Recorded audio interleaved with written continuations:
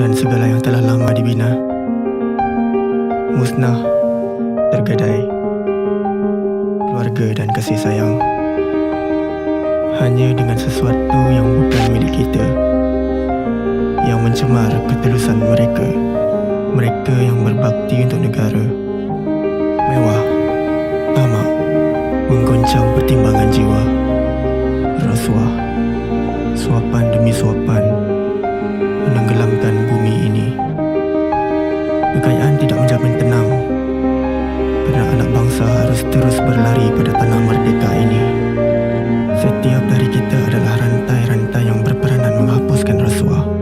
Tanggungjawab kita, amanah kita demi agama, bangsa dan negara adalah kunci segalanya.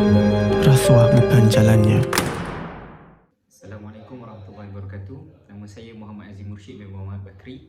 Nombor metrik I20104386. Dan hari ini saya nak membedah iklan yang bertajuk Hapus, sebuah PSA pada tahun 2017. PSA ini dia menceritakan tentang yang utamanya dia mengetengahkan tentang isu rasuah yang berlaku di dalam Malaysia. Jadi oleh itu apa yang saya boleh kaitkan PSA ini dengan tasawuf Islam yang telah saya belajar. Yang pertama sekali dari segi akhlak. Okay. Seperti mana yang kita tahu, perbuatan rasuah adalah satu jenayah perbuatan rasuah adalah suatu jenayah, tak kira di mana-mana negara sekalipun. Jadi perbuatan tersebut apabila jatuh kepada kategori jenayah, maka sudah tentu dia termasuk dalam perbuatan yang tidak berakhlak. Jadi sebagai seorang yang mempelajari tasawuf Islam dan mengamalkan ajaran Islam, sepatutnya perbuatan rasuah ini tidak perlu tidak boleh dilakukan sama sekali. Dan seterusnya, apa yang saya boleh kaitkan dengan tasawuf Islam adalah di dalam hadis Jibril yang menceritakan tentang ihsan, iaitu apabila Nabi ditanya, apabila malaikat Jibril bertanya kepada Nabi, apakah maksud ihsan? Dan Nabi menjawab, kamu beribadah, ta'budallaha ka'annaka tarah, fa in lam takun tarah fa innahu yarak. Dan kamu melakukan kamu beribadah kepada Allah seolah-olah kamu melihat kepadanya, dan jika kamu tidak melihatnya, maka dia ketahuilah dia melihat kamu. Jadi konsep ihsan ini berkait rapat juga dengan isu rasuah, kerana jenayah rasuah ini dilakukan secara terlindung.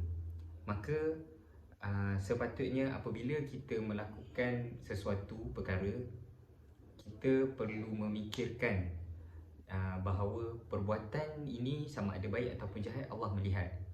Jadi tidak sepatutnya kita melakukan perbuatan rasuah ini. Dan yang terakhir sekali adalah berkaitan isu rasuah ini. Dalam iklan ini dia menunjukkan isu rasuah ini akibatnya dia bukan sahaja dapat memberi kesan terhadap diri sendiri, malah dia akan memberi kesan terhadap keluarga dan rakan-rakan. Jadi apabila kita melakukan perbuatan tersebut, mereka akan dapat akibat, merasa juga, diorang akan merasa juga akibatnya. Dan di dalam tasawuf Islam, kita dituntut untuk menjaga keluarga dan untuk menjadi seorang pemimpin yang bermula daripada diri sendiri dahulu. Dan selepas menjadi pemimpin dalam keluarga, dengan diri sendiri dahulu, maka kita boleh memimpin keluarga kita, dan seterusnya meneruskan dakwah terhadap orang-orang yang terdekat, dan seterusnya kepada golongan yang lebih besar, sebagai contoh kawan-kawan, rakan sekerja dan sebagainya. Dan terutamanya kepada pemimpin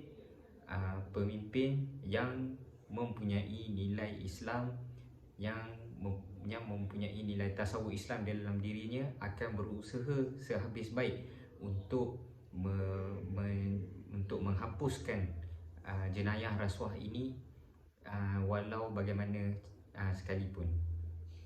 Sekian, itu sahaja yang saya boleh ulas tentang PSA Hapus 2017 ini. Sekian, terima kasih.